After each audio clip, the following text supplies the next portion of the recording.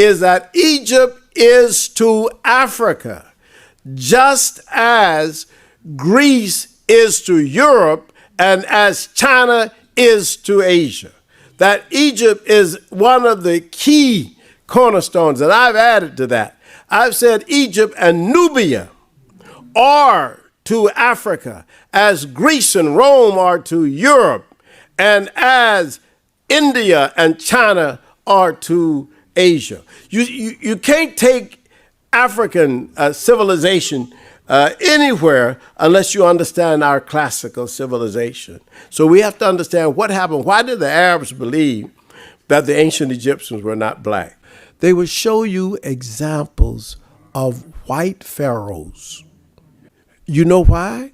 Because in the Metropolitan Museum of New York City, their largest collection is of the pharaohs who were under the Greek and Roman period.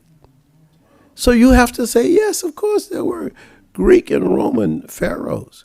But what they do to people, what's confusing to people is people say, you say the ancient Egyptians were black, but I saw in the Metropolitan Museum that they had some figures that they look white. Yeah, the invaders were there.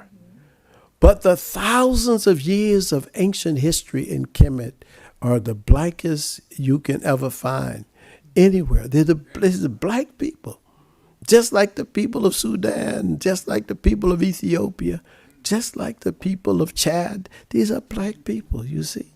So this is, but you have to know your history to know that the Metropolitan Museum in New York is different from the Brooklyn Museum. Now, if you go to the Brooklyn Museum in New York, you see the black figures, you see, because they collected different Europeans collected different things. They had different excavations, and they brought out different things. And those who concentrated on the Greek period or the Roman period will largely have mummies and images that come from that period. The god Hapi of the Nile River